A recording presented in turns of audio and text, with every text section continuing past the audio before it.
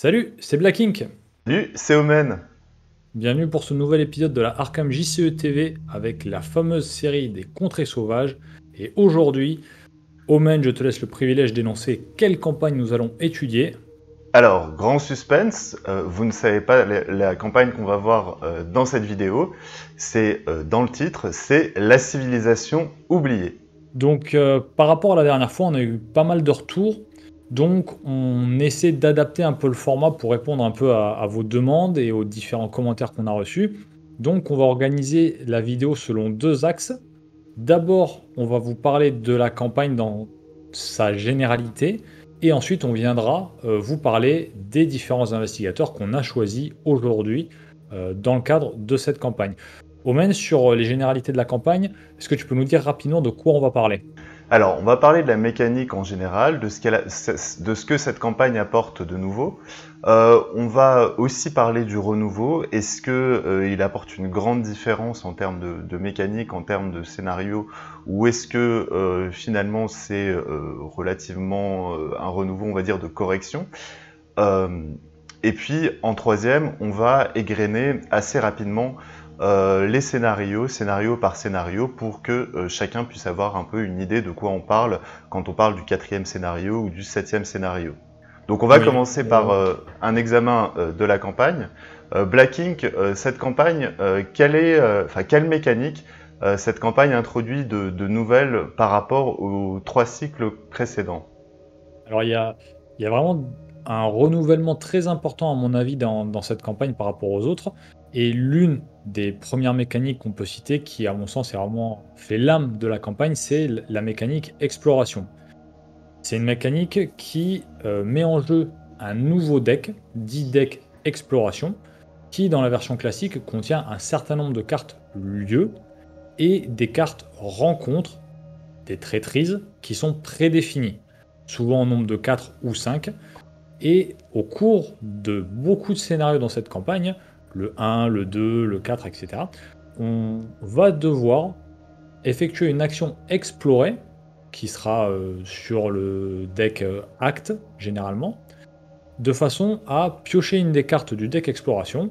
L'exploration sera dite fructueuse si jamais on pioche un lieu connexe à celui dans lequel on se trouve, et l'exploration sera dite infructueuse si jamais on pioche une carte traîtrise. Donc, sur cette mécanique d'exploration, on a vraiment, dès le début, un risque fort qui pèse sur les investigateurs, et c'était vraiment la caractéristique qui faisait toute la difficulté de cette campagne, c'est que quand, lors d'un scénario, on se prenait 2 ou 3 traîtrises d'affilée, en solo ou même en duo, plus le mythe, ça nous faisait parfois 4 traîtrises en 2 tours, c'était très rude, et on se retrouvait très vite en fait à poil. C'était vraiment un des éléments vraiment violent de cette campagne, et qui nous a un peu tous pris de court quand on a vu en fait la violence des choses qui pouvaient nous arriver. Surtout que voilà, les traîtrises sont vraiment choisies à dessein pour nous embêter en termes de mobilité, en termes d'enquête et même en termes d'exploration. Ouais, ouais, ouais. Ouais, c'est assez déroutant en fait de commencer son scénario avec un seul lieu et finalement d'avoir en fait de ne pouvoir avancer dans le scénario que en explorant, que en révélant des lieux.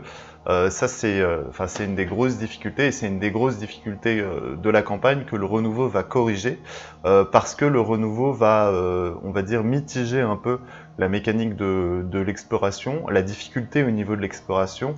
Les traîtrises vont être mélangées progressivement à mesure qu'on fait des explorations fructueuses.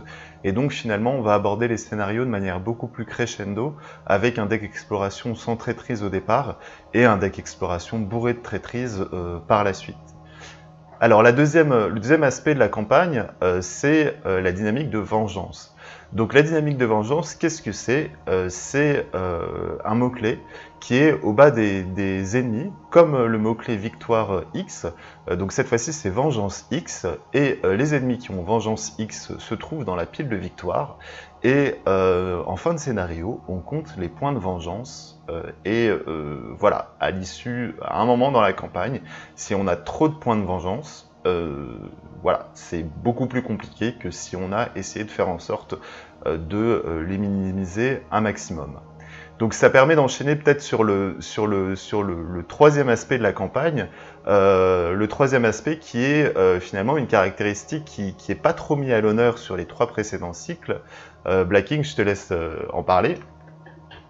Oui, effectivement, étant donné l'importance de ce critère de vengeance, qui fait que si on élimine des ennemis, on va avoir des malus autant sur le prolongement de la campagne, mais aussi Oui.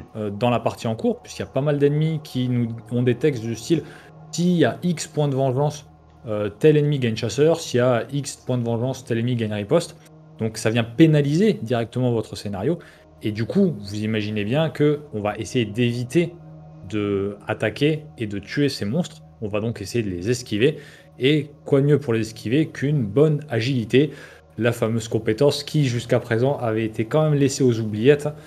Donc vous imaginez bien, a posteriori, quelle classe cette fois-ci sera mise à l'honneur avec cette agilité qui non seulement est mise en avant pour venir fuir les ennemis, mais aussi proportionnellement aux 3 autres cycles, il y a quand même plus de traîtrises qui viennent tester l'agilité. On le sait, hein, on a tous subi à un moment ou un autre enseveli, notamment au niveau du scénario 2. Bon, elle peut se résoudre par un test de force ou un test d'agilité.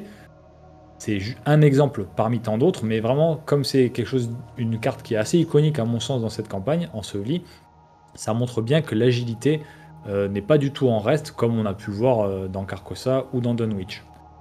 Pour autant, on va quand même nuancer un peu ce propos, surtout avec le renouveau, à mon avis.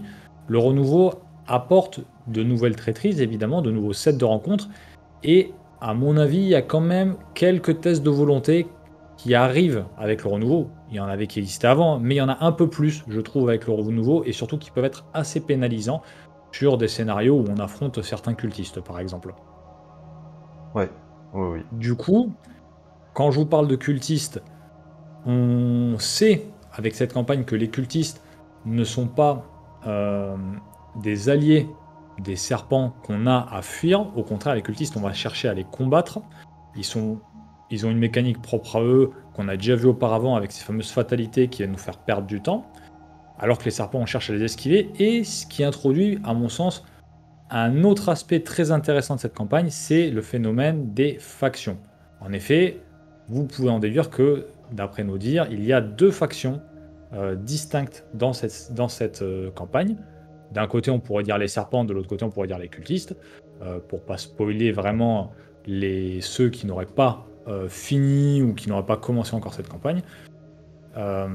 Et la logique d'accomplissement entre ces deux ne sera pas la même. Oui, donc ce phénomène de faction, il est assez nouveau et en fait, il apporte aussi à la campagne une plus grande rejouabilité puisque suivant la faction qu'on va choisir, suivant la faction qu'on va privilégier ou non, on va avoir une fin alternative et la possibilité donc de refaire la campagne pour avoir une autre fin alternative, voire, on ne sait pas, peut-être un scénario bonus. Voilà pour la présentation de la campagne. Est-ce que tu avais un autre truc à rajouter, Blacking? Ouais, je vais revenir. Effectivement, il y a un aspect aussi de la campagne dont on n'a pas parlé qui est déterminant, enfin déterminant, pas vraiment déterminant, mais qui a une influence sur l'ensemble de la progression de la campagne des investigateurs, c'est évidemment la mécanique des équipements. Bon, on s'attarde pas dessus parce que, en tout cas pour nous, oui, ces équipements viennent apporter un plus, viennent apporter une aide, selon si vous connaissez la campagne ou pas, mais il n'y a pas de choix vraiment sans lequel vous ne pourriez pas accomplir la campagne. Il y a des choses qui vous facilitent évidemment certains scénarios, il y a des choses qui vous permettent aussi de ne pas subir la fameuse faiblesse poison, mais c'est pas des éléments strictement déterminants sur l'ensemble de la campagne. C'est un plus, c'est fluff, c'est très fluff, c'est très sympa d'ailleurs, avec le refuel qu'on a au milieu de la campagne quand on repart dans la jungle, mais ça n'a pas une incidence vraiment particulière sur vos choix. Alors, on va enchaîner sur les différents scénarios. très très rapidement, dire en 2 mots quel est le principe, quelle est la mécanique des différents scénarios. Donc on a 2 premiers scénarios qui nous amènent au cœur de la mécanique d'exploration, donc Contrée sauvage et le fléau des Eztli, où là on découvre vraiment l'exploration et où il y a une forte pression qui est mise sur cette mécanique. On a ensuite un scénario qui est plutôt du style Les masques des de masques de minuit. minuit, voilà, c'est ça. Les masques de minuit, mais un scénario très chouette parce qu'on a beaucoup de possibilités de diversité en termes d'actes et d'intrigues. Ça pourrait presque être un scénario indépendant. Donc ce scénario, c'est le fléau des Eztli. Quatrième scénario, Par-delà les limites, qui, comme son nom l'indique, est un peu un scénario push your luck, parce que c'est pas un scénario qu'on va pouvoir finir en avançant l'acte.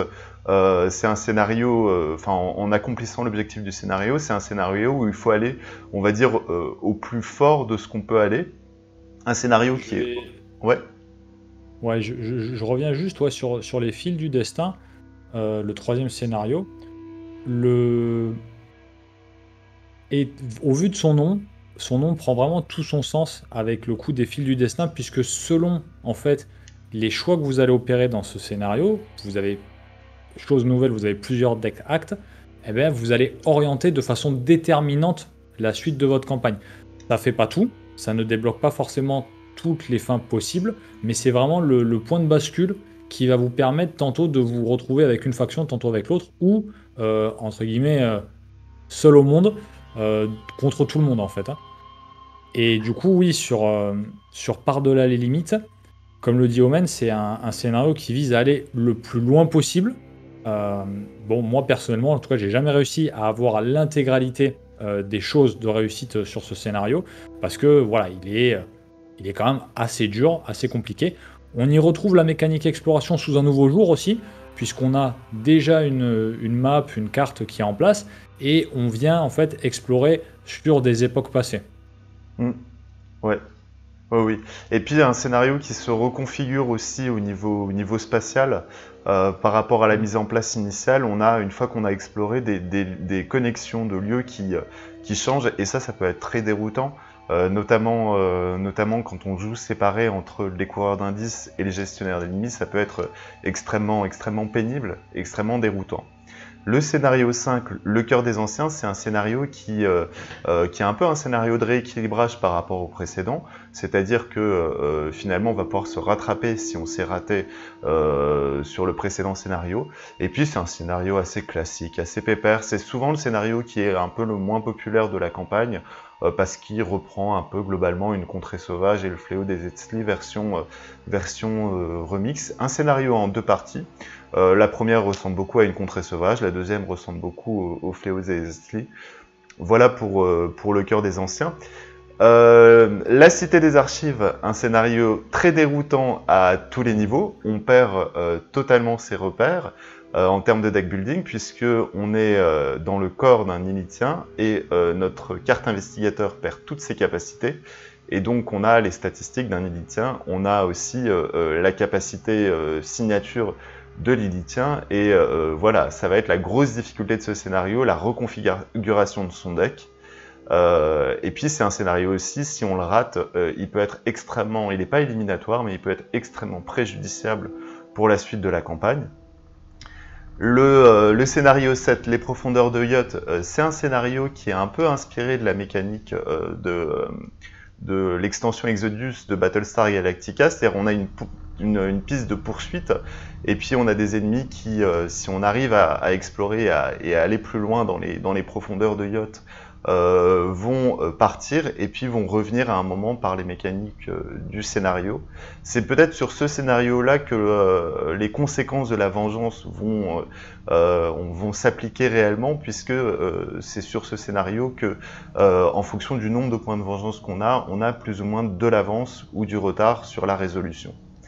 Et puis le dernier scénario, qui est un bon dernier scénario très classique avec des gros défis en termes à la fois de mobilité, en termes de mise à l'épreuve des dégâts, des horreurs, en termes de gestion des ennemis. Enfin voilà, le dernier scénario qui va être aussi un scénario très dépendant des choix qu'on va opérer au fil de la campagne. Donc, je te propose, Omen, qu'on passe maintenant dans le vif du sujet et qu'on vienne, du coup, parler à tout le monde des différents investigateurs qu'on a sélectionnés, qu'on souhaite vous conseiller pour partir à dos de mulet et s'attaquer à, au fléau des Deathly, aux contrées sauvages, aux cultistes, et j'en passe, et des meilleurs. On va commencer par la classe gardien, du coup. Qu'est-ce que tu nous proposes, Omen, en premier choix? Alors, la classe gardien. Donc, la classe gardien, jusqu'à présent, c'était une valeur sûre. Et l'objectif de la civilisation oubliée, je pense que c'est de nous faire très mal en tant que joueurs, de nous montrer que ce jeu est un jeu difficile. Et donc, en conséquence, les designers ont fait en sorte, avec cette mécanique de vengeance, de faire en sorte que la classe gardien soit absolument pas favorisée sur ce cycle, parce que plus vous tapez fort sur des serpents, et pire sera la conséquence, notamment sur les profondeurs de yacht. Et puis Black Ink l'a dit aussi en cours de scénario, puisqu'il y a des effets qui sont proportionnels au nombre de points de vengeance dans la pile de victoire. Donc une fois qu'on a dit ça, enfin voilà, on a une classe gardien qui est pas la championne de l'esquive. On a malgré tout une gardien qui est sortie récemment, qui peut échapper automatiquement à des ennemis, ce qui peut être un gros avantage. Et donc moi j'ai pensé à Daniela, puisque elle va pouvoir à la fois assurer contre les serpents des évasions automatiques, et puis à la fois assurer contre les cultistes et leur mettre des grosses beignes. Après, je vais quand même tempérer, j'ai tempéré en amont mon idée sur Daniela, c'est que les serpents, ils ont malgré tout des effets quand ils attaquent, et donc quand Daniela va provoquer des attaques pour leur échapper automatiquement, elle va en subir des conséquences. Donc bon, les conséquences, c'est qu'elle va être empoisonnée. Après, c'est pas, enfin voilà, être empoisonné, ça peut être pénalisant, mais Daniela, c'est une investigatrice qui va beaucoup tanker, donc qui va, avec des bandages, pouvoir mitiger les effets du poison, qui va pouvoir aussi se soigner au niveau de l'empoisonnement, mais voilà, pour moi, c'est une investigatrice qui peut, en tout cas, gérer à la fois les ennemis par l'évasion avec sa capacité, avec un coup de clé plate, elle échappe automatiquement aux ennemis, et en même temps avec la force, parce que c'est une très très bonne gestionnaire d'ennemis. Qu'est-ce que t'en penses, Black King? Bah, c'est vrai que Daniela, en tant que gardien, elle a quand même la possibilité de faire un peu les deux. En termes de gestion d'ennemis, elle peut tantôt combattre, tantôt esquiver ou tantôt prendre la fuite. Et c'est un gros point fort qu'elle a, d'autant plus son, entre guillemets, biclassage euh, propre aux confins de la Terre qui lui donne accès à des cartes survivants. Les cartes survivants, on le sait, il y a quand même des solutions de fuite qui sont assez sympathiques, que ce soit si on joue sur la mécanique de l'échec, avec Oui, des cartes comme coup de bol, si je ne m'abuse, ou oui, mécanique de réussite avec de justesse, par exemple. Je ne dis pas qu'elle va systématiquement réussir ces tests-là, ou les échouer, mais c'est des choses qu'on peut prendre en considération au moment où on va faire son deck, de façon à orienter sa Daniela du mieux que l'on le peut pour gérer la campagne, selon les choix qu'on va opérer aussi, hein, puisqu'encore une fois, si on décide d'aller plutôt du côté des cultistes, on va devoir esquiver plus de serpents. Si on veut aller du côté des serpents, il va falloir frapper plus de cultistes. Donc il y a quand même cette ambivalence à avoir en tête, surtout quand on est indécis et quand on n'arrive pas à choisir clairement sa faction, qu'on reste au milieu et qu'on doit se taper tout le monde en fait. Donc je pense vraiment ouais, que Daniela est un bon choix. Si t'as rien à ajouter sur Daniela, je vais enchaîner. ouais. Vas-y, enchaîne. Donc moi, euh, en prenant en compte des joueurs qui ont une collection entre guillemets restreinte, donc le joueur classique qui a acheté les cycles au fur et à mesure et qui aujourd'hui achète la civilisation oubliée. Donc il n'a à disposition que les investigateurs de la boîte de base jusqu'à la civilisation. Et honnêtement, ce qui est déroutant, c'est que quand on voit le gardien de la civilisation oubliée, Léo Anderson, on se dit oh là là, il est bien, hein. Il est bien parce qu'il a une bonne volonté, il a une bonne force, il a une bonne intelligence. Et on se dit, bah super, on va mettre les pieds dans le plat, et avec des statistiques comme ça, plus ça capa avec les alliés, on va pouvoir tout gérer. Et on a notre fameux retour de bâton sur la vengeance, quand on comprend enfin, mais il est déjà trop tard, que tous ces points de vengeance et toute cette colère de Hig nous retombent dessus. Donc, c'est évidemment pas lui qu'il faut choisir, surtout pour les premiers runs. Moi, je dirais que avec une collection restreinte, il faut partir sur Mark Harrigan. Mark Harrigan, donc le soldat qui est arrivé avec la route de Carcosa, c'est pas vraiment un choix par défaut, hein, mais en fait c'est le choix que je trouve le plus adéquat, étant donné la capacité qu'il a avec Sophie pour venir se booster dans la compétence de son choix. C'est ce qui le permet en fait d'être déjà un investigateur très solide, que ce soit en solo ou en équipe, un excellent gestionnaire d'ennemis étant donné sa force en 5, donc côté cultiste vous n'aurez pas de soucis pour les gérer. Mais encore une fois, le fait de pouvoir se booster avec Sophie, moyennant dégâts et du coup moyennant pioche, va lui permettre d'avoir un résultat assez honorable au milieu des gardiens, si ce n'est un très bon résultat au milieu de sa classe par rapport aux difficultés de cette campagne. À noter encore une fois que la volonté est quand même présente. Et avec un 3 de volonté, Marc n'est pas à la rue. Évidemment, ce qu'on peut reprocher à cet investigateur, moi ce que je le reproche, comme bien même j'aime beaucoup cet investigateur, c'est son deck building légèrement limité, quand même, il faut le dire. Mais voilà, si vous partez encore une fois sur cette mécanique de soin, vous allez vous soigner, piocher, vous soigner, et vous aurez autant de solutions possibles pour gérer les ennemis, soit en les esquivant, soit en les tuant. Donc Marc, pour moi, je pense c'est un bon choix. Oui. Marc, c'est un choix solide, quelle que soit la campagne. Il est fort par sa capacité signature autour de la pioche. Il est fort là où les gardiens sont faibles. Il est fort aussi parce qu'il a une somme de statistiques qui est égale à 13. Alors même si ça fait pas tout, c'est quand même pas négligeable. 5 en force, 3 en agilité, 3 en volonté, c'est quand même très solide. Donc, comment dire, sur une classe qui globalement est défavorisée sur une campagne, l'investigateur l'un des plus solides de cette classe est un bon choix. Je trouve aussi. Je trouve aussi, voilà. Après, à voir, est-ce qu'il y a des événements tactiques qui peuvent splasher, qui peuvent échapper, qui peuvent permettre d'arracher des évasions? Je suis pas certain. En tout cas, de mémoire, j'en ai pas en tête. Mais dans tous les cas, avec sa capacité Sophie, ça va être un choix qui va être extrêmement solide, surtout que voilà, suivant les synergies interdeck, on l'a dit dans la précédente vidéo, si on arrive comment dire, à faire en sorte qu'il y ait des bandages dans le lieu de Marc, qui peut se soigner automatiquement, il va avoir accès au miroir sacré, il va avoir accès à aussi soins d'urgence, qui est quand même une carte un peu classeur, mais qui est utile chez lui parce que il lui soigne de dégâts, donc c'est un très très bon choix aussi, Marc Harrigan. Alors je vais passer au troisième gardien. On fait un peu les fonds de tiroir de la classe gardien parce que vraiment, à les examiner tous, il n'y en a pas un qui peut gérer la vengeance, et en faisant les fonds de tiroir de la classe gardien, on trouve Sœur Marie. Sœur Marie qui est la gardien qui est biclassée mystique, et donc qui va, par son biclassement, avoir accès à des solutions d'esquive.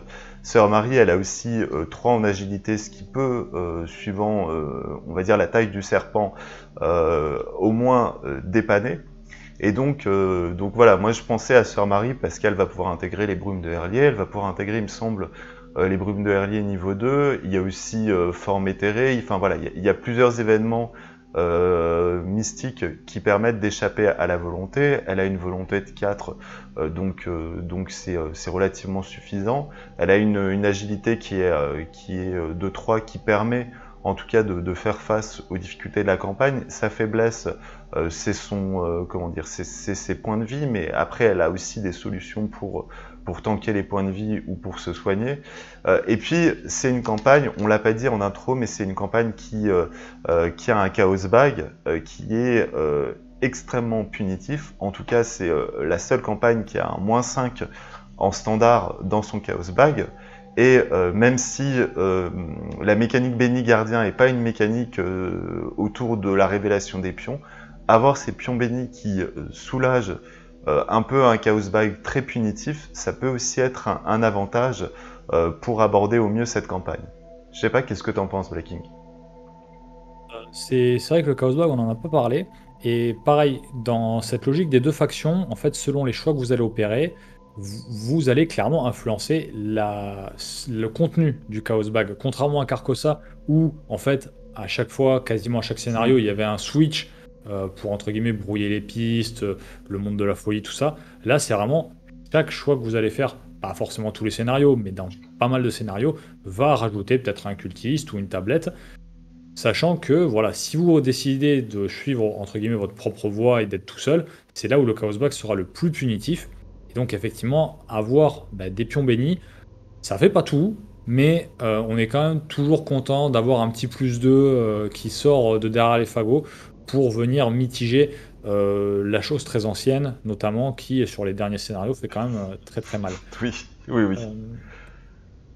Euh, j'ai regardé là vite fait chez Marc pour les événements tactiques. Alors effectivement, il y en a pas des masses, mais bon, il y a quand même la barrière improvisée en tactique qui est survivant, qui est intéressant. Il y a Habile Diversion. Habile Diversion, donc cette carte qui est sortie avec le corset. Alors oui, elle coûte 5, mais si Marc est en prise avec de nombreux serpents, bon bah échappe automatiquement à tous les ennemis dans son lieu. C'est quand même pas trop mal. Et derrière, on a quand même aussi Insaisissable en truand, qui lui permet de se désengager et d'aller dans un autre lieu. Alors selon si vous jouez tabou ou pas tabou, soit c'est dans un autre lieu quel qu'il soit c'est dans un lieu connexe. Mais voilà, il n'a pas beaucoup de solutions de fuite, mais il y en a quand même quelques-unes. Et si vous mettez ne serait-ce que ces 3 cartes en 2 exemplaires, ça fait quand même 6 cartes dans le deck. C'est euh, c'est déjà mieux que rien, on va dire. Euh, Encore une fois, voilà, les gardiens ne sont pas mis à l'honneur sur cette campagne, mais il y a toujours moyen de faire quelque chose, et surtout si vous commencez à avoir une collection assez conséquente, vous trouverez toujours de quoi répondre aux difficultés de ces cycles-là. Oui, on a parlé de Léo. Effectivement, Léo, à l'échelle de la civilisation oubliée, c'est pas un bon choix. Il a accès au montant l'air, ce qui lui apporte une solution entre guillemets, enfin, assurer sur les scénarios, mais il n'y a pas accès au premier scénario, donc ça va être une grosse difficulté. À pleine collection, on va pouvoir s'en sortir avec Léo. Il y a l'événement, il y a le soutien embrouillé qui lui apporte une solution d'évasion à la volonté. Voilà, il y a des événements truands, je pense à doublure. Après, c'est des builds qui vont être un peu contre-intuitifs. C'est-à-dire que si on prend un investigateur pour jouer doublure et pour jouer embrouillé, c'est pas forcément Léo qu'on va prendre de prime abord. Mais effectivement, c'est si on veut rester dans le fleuve de la campagne et si on veut se dire qu'on fait une civilisation oubliée avec le chef d'expédition, il y a malgré tout des solutions pour s'en sortir et pour éviter d'avoir 20-30 points de vengeance arrivés au scénario 7. Alors on va passer à la classe chercheur. Je vais te laisser commencer avec le premier chercheur que tu verrais bien pour cette campagne. Oui, alors, pour les chercheurs, on n'est pas exactement dans le même cadre que les gardiens par rapport à l'investigateur qui arrive avec ce cycle. Quand on prend la civilisation oubliée, on a Ursula Downs. Ursula Downs, donc pour moi, c'est le premier chercheur dont je vais vous parler parce que c'est le choix entre guillemets euh, logique, a priori, qu'on va faire. D'une part, parce qu'elle a 4 en intelligence, donc en termes d'enquête, c'est quand même pas mal. 4 en agilité, donc pour pouvoir se sortir d'affaire si jamais il y a des ennemis, que ce soit en solo ou en équipe, c'est quand même pas rien. Euh, Ursula n'est pas une demoiselle en détresse, comme Omen a pu le dire de la part de Daisy. Donc c'est vrai que on est quand même mieux avec Ursula de prime abord, qui plus est avec son 3 en volonté. On se dit elle a quand même des stats défensifs qui sont assez solides. Son 1 en force, clairement, on s'en fiche, c'est pas grave. Il y aura toujours un gardien pour venir la secourir ou en solo, elle essaiera de traverser la carte en esquivant tout ce qu'elle peut. Et qui plus est, sa capacité, via un déplacement, d'avoir une action d'enquête rapide, gratuite, c'est sur le tableau, comme ça sur le papier, c'est tout bon, c'est parfait. Mais, parce qu'il y a un mais qui est de taille, c'est que, surtout dans la civilisation oubliée version classique, la mécanique exploration la cloue au pilori. C'est incroyable, enfin, ça a été mon cas, je pense qu'Omen ça a été le sien aussi, et on ne doit pas être les seuls. Quand on a joué Ursula sur la civilisation oubliée en classique, donc avec des cartes traîtrises, certes identifiées, mais déjà présentes dans le deck exploration, bah, c'était ah, d'un d'un niveau d'énervement, de frustration, mais C'est clair. incroyable. On est là, on explore, infructueux, une carte traîtrise, comme par hasard l'échec automatique pointe le bout de son nez à ce moment-là. Et en fait, on s'est retrouvé dans une situation où, de façon assez récurrente sur cette campagne, on n'a pas pu mettre en œuvre en fait sa capacité. Ouais, Là-dessus, bon, ouais. moi je suis assez catégorique. Un investigateur dont on n'emploie pas la capacité, bah, autant jouer un investigateur sans capacité. Ça n'apporte aucune plus-value. Et je sais qu'Omen est très critique Ouais. à l'égard justement d'Ursula à cause de ça. Moi j'estime, étant donné ces statistiques, que c'est quand même intéressant. Et même si la mécanique exploration est présente dans quasiment tous les scénarios, hein, il n'y a que deux scénarios qui ne mènent pas en œuvre cette mécanique-là, c'est le scénario 3, les fils du destin et la cité des archives. Dans tous les autres, d'une façon ou d'une autre, il y a une exploration.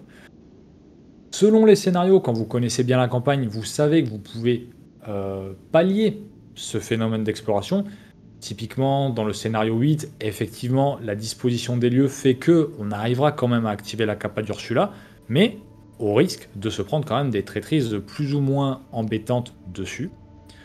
Et ce qui fait voilà, que ce potentiel d'Ursula est assez mitigé et assez nuancé de par la construction de la campagne en elle-même. Quand bien Ouais. même, le renouveau, pour moi, avec sa nouvelle mouture, sa nouvelle structure, permet en tout cas de mieux profiter de la capa d'Ursula. Mais attention, il y a quand même une configuration où c'est très embêtant. C'est Ursula Explore, exploration infructueuse, pioche un ennemi. Bon, il faut pas le faire en dernière action. Oui. Parce que on sait ce que ça peut induire derrière, surtout si on est un peu dans le rush. Donc je pense qu'Omen sera à peu près d'accord avec moi, ou alors il va encore casser du sucre sur Ursula, c'est possible. Mais c'est sûr qu'encore une fois, là où ils ont été très forts sur ce cycle, c'est que les deux personnages qu'on aurait cru être les personnages idéaux pour jouer la campagne, donc Léo et Ursula, ben en fait, ne le sont pas tant que ça.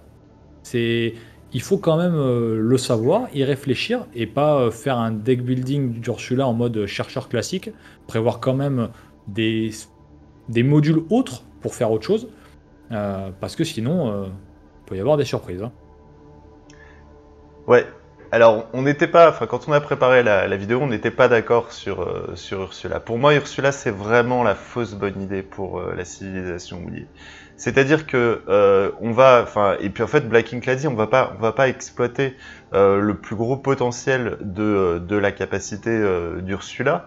Alors, elle a un schéma statistique qui est intéressant, et c'est en ça qu'elle est une fausse bonne idée. C'est-à-dire que tout ce qui est chouette dans les builds Ursula Down, éclaireur, les chaussures de randonnée qui sont sorties récemment, tout ça, ça va beaucoup moins bien fonctionner sur la civilisation oubliée.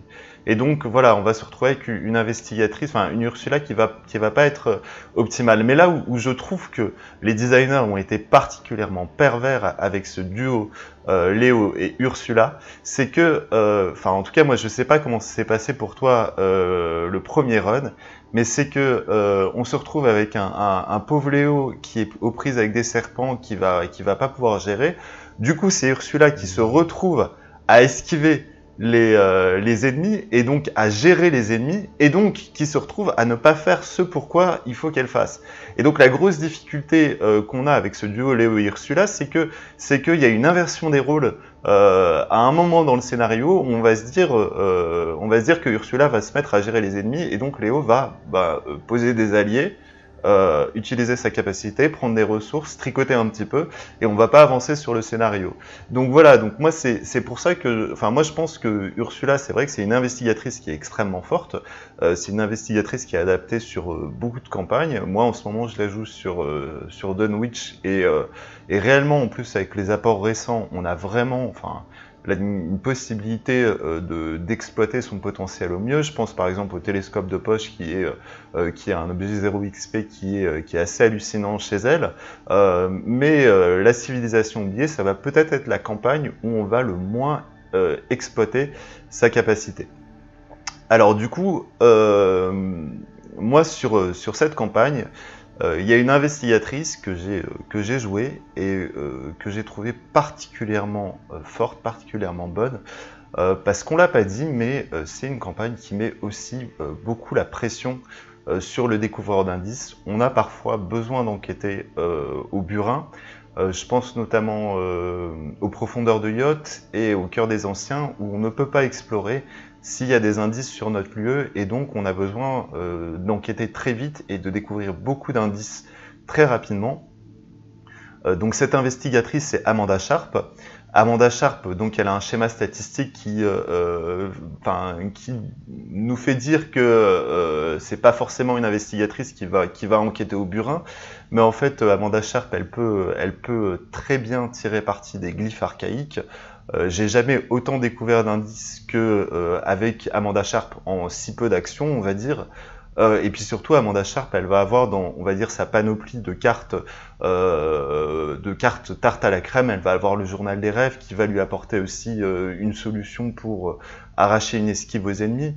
Elle va pouvoir voilà, intégrer des cartes de compétences qui vont lui apporter une versatilité et voire même sur les derniers scénarios, intégrer des cartes de gestion d'ennemis, de compétences de gestion d'ennemis qui va lui permettre de dépanner le gestionnaire d'ennemis sur le dernier scénario qui peut être très éprouvant à ce niveau-là suivant les choix que vous aurez fait. Donc voilà, pour moi Amanda, pour l'aspect on enquête au burin, pour l'aspect versatilité en termes de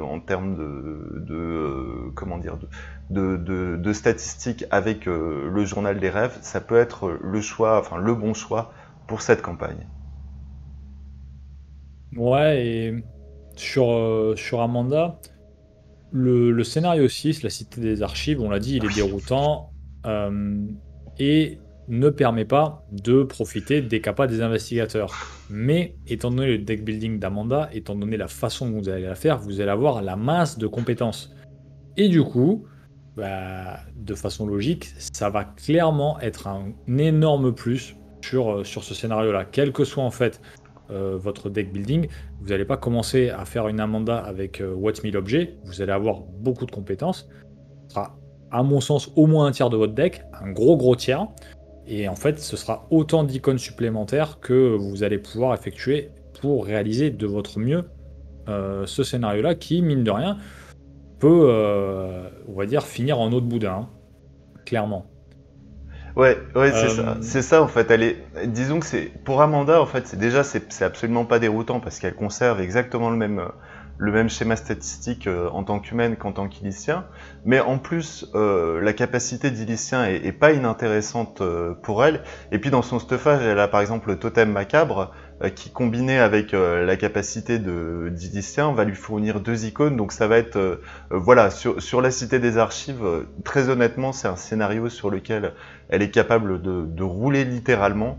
Après, on choisit pas un investigateur pour un scénario à contre-courant, mais sa capacité vraiment à gérer ce scénario sans aucun problème, là où tous les autres investigateurs vont avoir un peu une reconfiguration de leur manière de jouer, de leur choix tactique.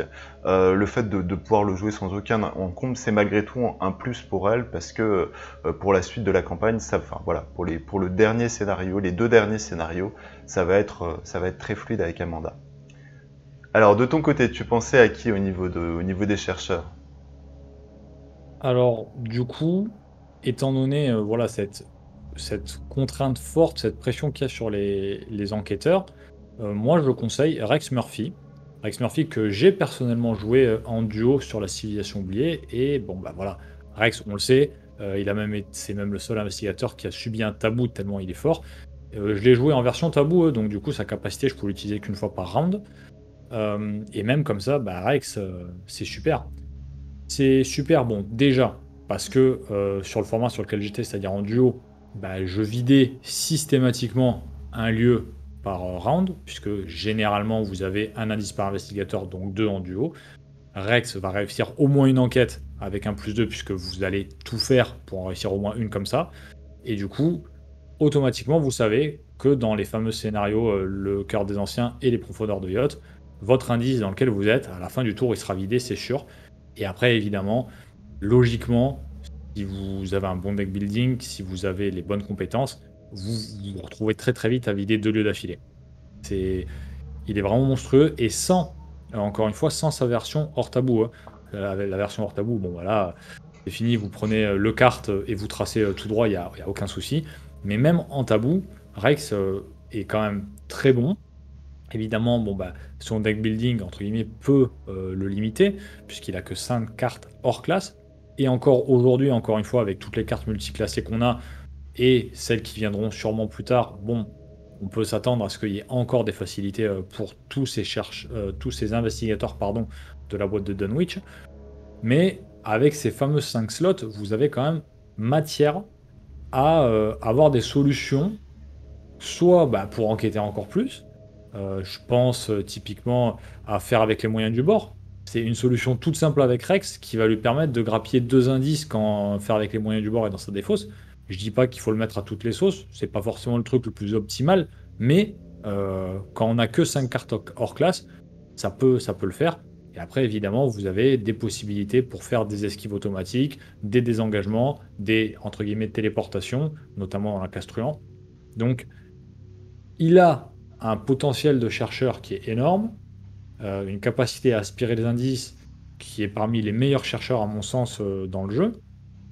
Et en plus, il peut avoir un module de 5 cartes. Ok, 5 cartes c'est pas beaucoup, mais il peut avoir un module intéressant et utile pour pallier des difficultés particulières. Sachant qu'en plus la classe chercheur est une classe qui pioche beaucoup, vous aurez systématiquement à un moment ou un autre des solutions si jamais il s'agit d'esquiver un ennemi ou de faire des tests autres dans le but de réaliser une tâche particulière au cours d'un scénario.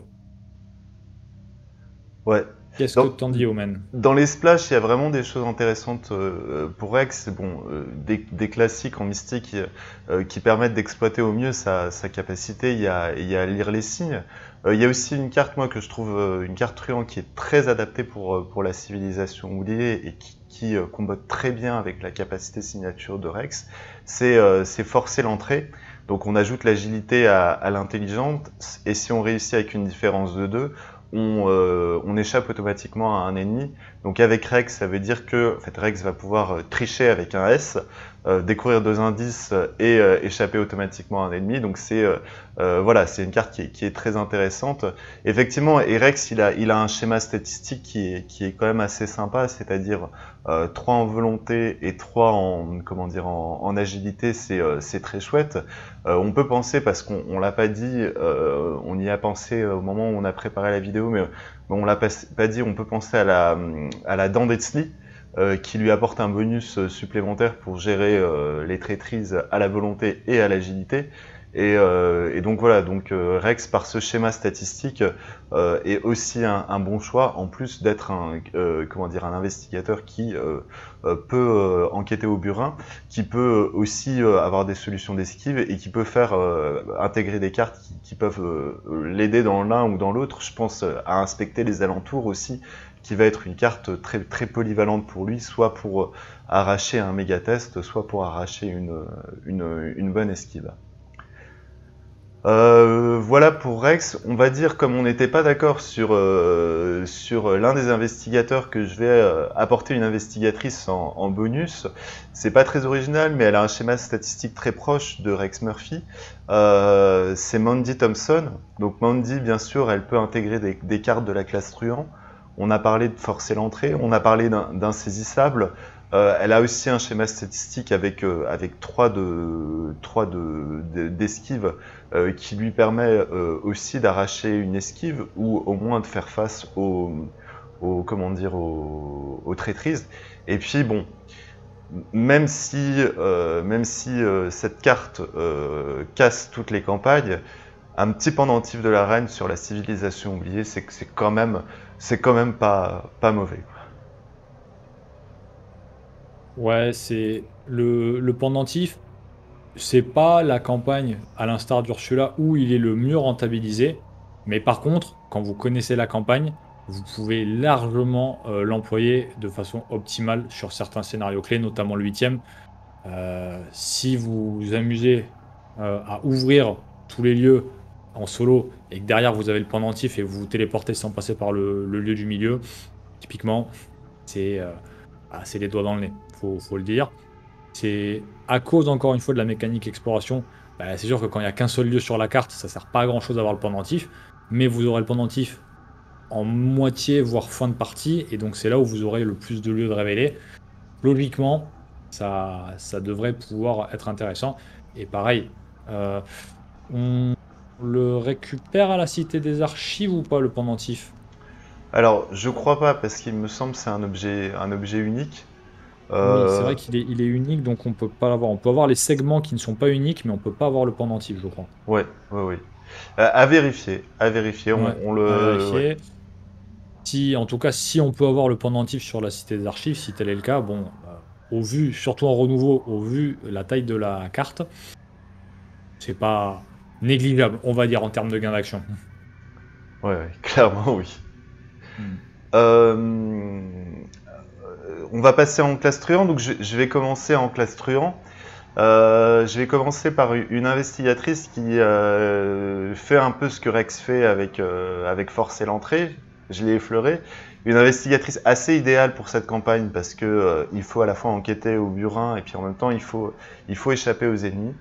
Cette investigatrice c'est Trish, donc la truand du cycle La conspiration d'Innsmouth, dont la capacité permet en présence d'un ennemi soit de découvrir un indice supplémentaire dans un lieu où elle découvre un indice, soit d'échapper automatiquement à cet ennemi. Donc Trish pour moi c'est vraiment un choix, enfin voilà, un choix qui est excellent pour la civilisation oubliée parce que elle a cette versatilité et puis en même temps les esquives automatiques lui permettent de dépanner en termes de gestion d'ennemis sans que ça lui prenne une action, sans que ça la grève dans son rôle de découvreuse d'indices. Alors elle ne découvrira pas un indice supplémentaire, mais après elle peut très bien construire un deck pour avoir de la redondance par rapport à cette capacité. Trish aussi, elle peut intégrer une carte qui lui permet de gérer, et puis on l'a peu évoqué, et il est extrêmement pénible. Le héros de Valduzia, cette carte, c'est Furtivité, la version 3XP, où là, elle va pouvoir échapper au héros de Valduzia, se désengager, mais surtout avoir une baisse de la difficulté dans l'évasion, ce qui, au bout de 4 esquives du héros de Valduzia, on l'a évacué du scénario et souvent en fait il est tellement violent ce héros que souvent on n'a pas on n'ose pas trop s'en approcher et donc on n'a pas trop l'opportunité de l'évacuer, mais pour moi Trish est voilà, l'investigatrice qui en rapide peut sur 4 rounds effectuer enfin activer une capacité qui lui permet d'échapper au héros de Valduzia, de lui mettre une ressource sur lui et puis du coup de l'évacuer. Qu'est-ce que t'en penses? Là, c'est évident, Trish, c'est une truand qui met la barre très très haute. D'ailleurs, c'est pas pour rien que les designers du jeu ont énormément tardé à nous faire quelqu'un de vraiment biclassé, truand-chercheur ou chercheur-truand, puisque le biclassage classique chercheur-truand n'existe pas encore. Et clairement, on est tous d'accord pour dire que c'est pas pour rien, hein. La classe chercheur, c'est la classe, en tout cas à mon avis, qui dispose des cartes les plus fortes du jeu, et la classe truand est la classe qui dispose des cartes à XP les plus cheatées du jeu, mais qui nécessite d'avoir beaucoup d'XP. Donc en fait, la symbiose entre ces deux classes fait que ça donne pas tout et n'importe quoi, mais voilà, Trish, de par sa conception, son deck building déjà, elle est très forte, mais en plus, effectivement, la, le, l'habilité, ou en tout cas l'appétence des truands pour l'esquive, pour l'agilité, en fait un enquêteur de choix, et encore une fois un enquêteur autonome. C'est-à-dire que si vous avez un duo avec un enquêteur qui est triche, le gestionnaire d'ennemi principal, il peut faire que ça, et vraiment il ne peut gérer que ça, voire même faire autre chose en même temps, parce que triche, elle peut tellement se gérer toute seule qu'elle va pas vraiment avoir besoin d'aide, et elle va même pas vraiment perdre d'action en fait. Donc c'est vraiment très très fort. Et si vous jouez triche, bah, évidemment vous pouvez largement vous payer le luxe d'avoir en fait deux personnages flexibles. Si l'autre arrive à être autonome aussi, hein. Et aussi, au passage, on peut le dire, Trish, elle peut aussi jouer le pendentif de la reine. Donc bon, avec la pioche qu'elle a, les ressources qu'elle a et tout, enfin voilà, Oui, oui, c'est oui. pas pour rien que le pendentif et le Brelanda sont tous les deux été tabulisés un peu après, il me semble, un peu après l'apparition d'Innsmouth, parce qu'il y avait là tellement de pioches, il y avait même plus besoin de phénomène de récursion. Le simple fait de piocher à fond dans son deck, de gérer le méga test avec des truands ou avec Mondi, clairement. Donc on a été coupé, reprise sur Trish. Bon bah tout ça pour dire que Trish avec le pendentif et le Brelandas, c'est de la triche. Et en tout cas que c'est une investigatrice qui est vraiment sur toutes les campagnes, qui est aussi un peu game breakeuse, mais sur la civilisation oubliée, c'est là où on va pouvoir exploiter au mieux sa capacité, son autonomie aussi, le fait que dans son build, elle est vraiment gérée, enfin elle est vraiment buildée pour éviter les attaques d'opportunité des ennemis, vous avez dissimulation, éviter de justesse, et donc elle est totalement autonome. Alors, Black Ink, en truand, qui tu nous as choisi? Moi, je persiste et je signe avec les investigateurs de la campagne, puisque je vais vous parler de Finn Edwards. Finn Edwards qui, bon, bah, contrairement à Léo et contrairement à Ursula, pour moi, se prête carrément à cette campagne de la civilisation oubliée. D'une part, par sa statline, 1 en volonté, 4 en intelligence, 3 en force, 4 en agilité. Alors oui, il y a toujours ce problème de volonté avec les truands, et 1 en volonté, c'est clairement une volonté de poisson rouge. Néanmoins, comme je l'ai dit, si la volonté n'est pas évacuée de la campagne, c'est pas non plus la compétence qui est mise à l'honneur. Qui fait que Finn aura certes des difficultés sur ses tests de volonté, ça c'est indéniable, mais sur le reste, en fait, il va, pour moi, quand même exceller sur la campagne. Pour justifier mes propos, je vais prendre en fait les expériences que moi j'ai eues avec Finn. Finn, c'est le premier investigateur avec qui j'ai gagné en solo la civilisation oubliée. Alors c'était il y a longtemps, c'était il y a 2-3 ans je crois, en solo standard pour le coup à l'époque. Qu'est-ce qui m'avait permis en fait de gérer la campagne? J'avais fait un Finn assez riche qui avait des alliés pay to win, Lola Santiago notamment pour ne pas la citer, mais Delilah aussi. J'avais un charisme, donc en fait avec mes ressources, j'arrivais à avoir énormément de gains d'action en plus de son action supplémentaire pour esquiver, qui honnêtement au niveau de cette campagne-là est clairement bienvenue. Pas que sur celle-ci, mais en particulier, encore une fois, sur les premiers cycles, venir avoir une action d'évasion en plus par round, c'est vraiment confortable. Ça s'est confirmé encore récemment puisque je suis actuellement en train de la jouer avec, en binôme avec Psycho et je joue Finn, et lui il joue Monterey Jack. L'action d'évasion de Finn est clairement utile. Qui plus est avec son Elder Sign, alors oui, l'Elder Sign on ne peut pas se reposer dessus, mais avoir un +1 pour chaque ennemi incliné en jeu, bon bah c'est pas rien. Et surtout, Finn qui va souvent réaliser des fuites ou des enquêtes avec les outils de crochetage avec une très grande valeur, va pouvoir souvent, très souvent, profiter de la deuxième partie de son Elder Sign qui est si vous réussissez avec une différence de 2 ou plus, vous pouvez découvrir un indice dans votre lieu. Donc oui, c'est très circonstanciel, mais pour moi, vraiment, toutes ces capas de Finn vont très très bien avec la civilisation oubliée. Oui, la volonté est une difficulté. Sur mon run solo standard à l'époque, qu'est-ce que j'avais fait?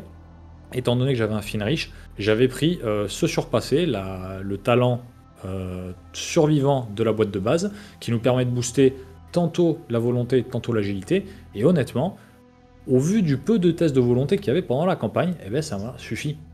Au début, j'avais pris le whisky du Tennessee, et en fait, il ne m'a servi à rien. En plus, il était cher, et il venait gréver ma gestion des ressources. Donc je l'ai vite extrait. Et le se surpasser suffisait en standard largement à éviter les pires crasses en termes de volonté.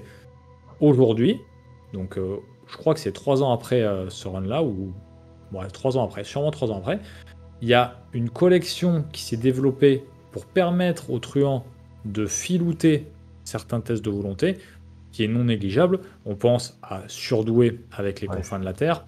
On pense aussi à cette compétence qui nous est sortie avec Innsmouth, où on doit rajouter autant de pions maudits que la difficulté du test et on Mm. réussit automatiquement.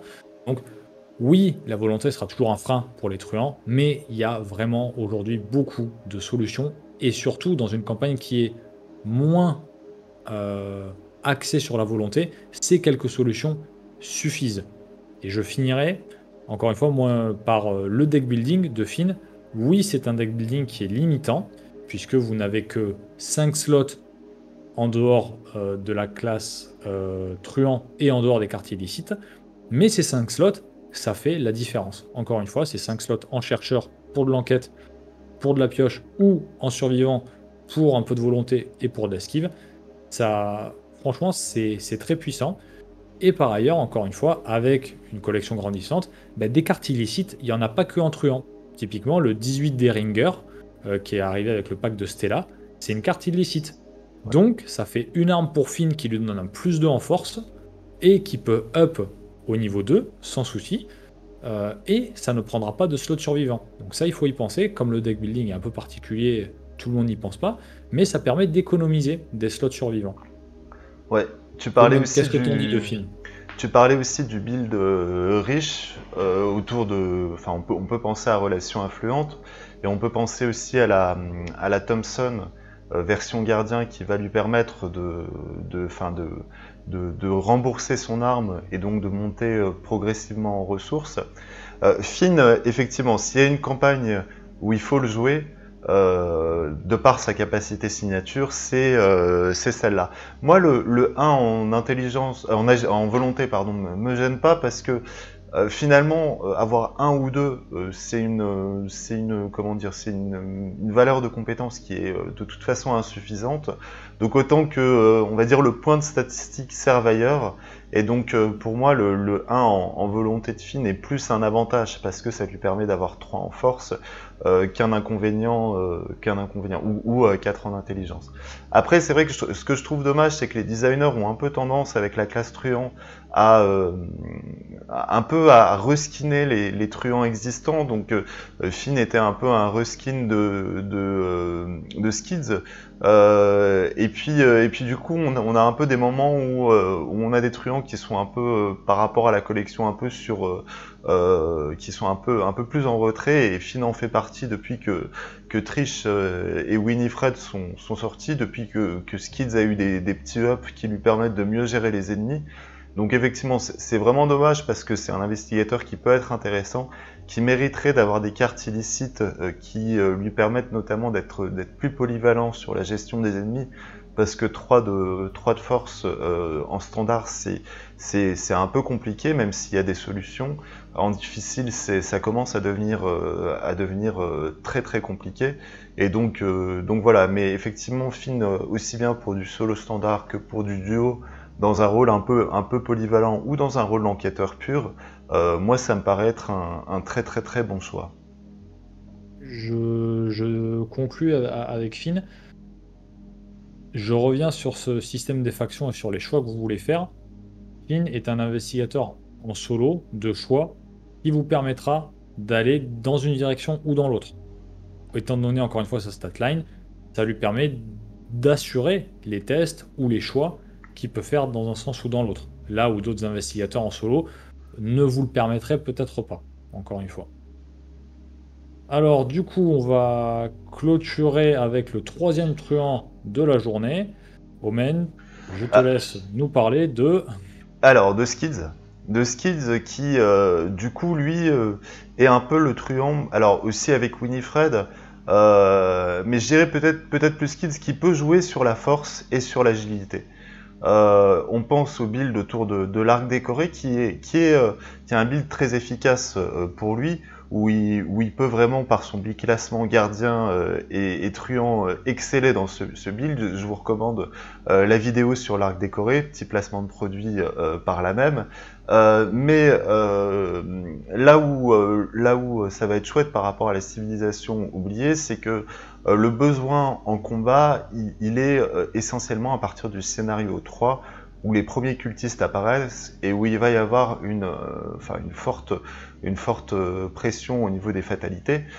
Et du coup, Skids a deux scénarios où il peut engranger de l'XP pour intégrer son arc et toute la panoplie pour faire fonctionner son arc. Et donc, finalement, ces deux premiers scénarios où il faut un peu plus esquiver que combattre, où à tout le moins, on va dire, on peut les gérer pratiquement tous intégralement à l'agilité, ben, ces deux scénarios, c'est un avantage pour Skids O'Toole. Ça va être aussi un troisième homme, c'est-à-dire qu'il va pouvoir un peu enquêter, un peu combattre et un peu esquiver. Là-dessus, bon, bah, je vous recommande le recherche ésotérique sur lui, où je développe bah, des synergies autour de tireurs d'élite, ce qui peut voilà, lui permettre aussi d'être le troisième homme qui va jouer un petit peu tous les rôles quand on aura deux investigateurs très spécialisés. Voilà, est-ce que tu as d'autres choses à rajouter sur Skids? Non, non, je pense que il vient bien conclure la partie des truands qui, encore une fois ici, ont la belle part du gâteau et qui ont cette flexibilité, cette capacité à tantôt gérer la fuite, tantôt gérer la force, notamment pour Finn et pour Skits. On va donc passer sur les mystiques cette fois-ci. Les survivants ne vont pas gruger les mystiques sur cette deuxième vidéo. Et pourtant, je me suis dit, ah putain, mais c'est encore à moi là, parce que j'étais encore parti pour faire gruger les mystiques. Donc c'est toi qui vas commencer avec la première mystique qui irait bien sur la civilisation oubliée. Qui serait-elle selon toi? Alors c'est pas un choix facile chez les mystiques, puisque évidemment, bah, s'il y a une classe forte, il y a une classe faible.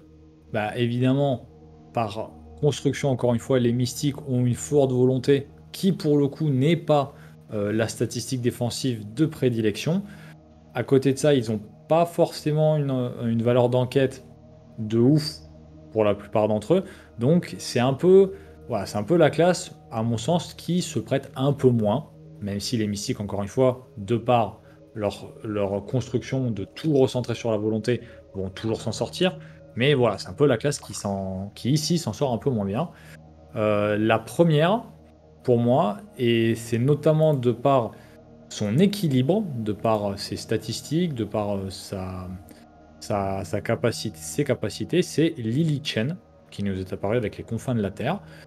Sa statline, elle est équilibrée, 3 de volonté, 2 en intelligence, 4 en force, 3 en agilité. Donc déjà, en termes de statline, elle va pouvoir gérer tantôt les ennemis avec la force, tantôt avec l'agilité, moyennant quelques boosts.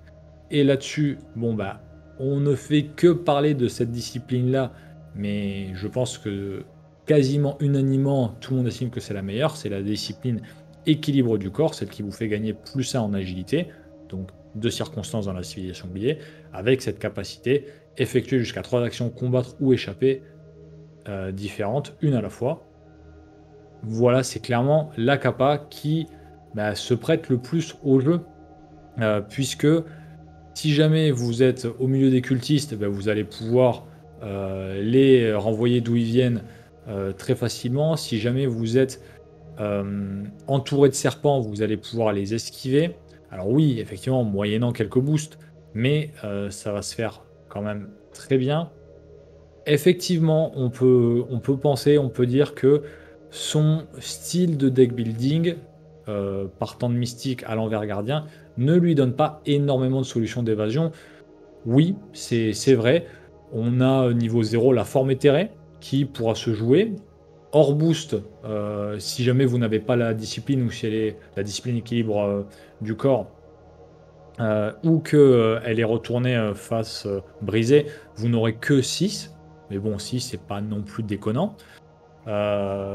Mais c'est vrai que voilà, mis à part la forme éthérée, il y a d'autres choses. Voilà, vous pouvez jouer les brumes de Harlier, mais ce serait un peu dommage, puisque votre, votre volonté est égale à votre agilité.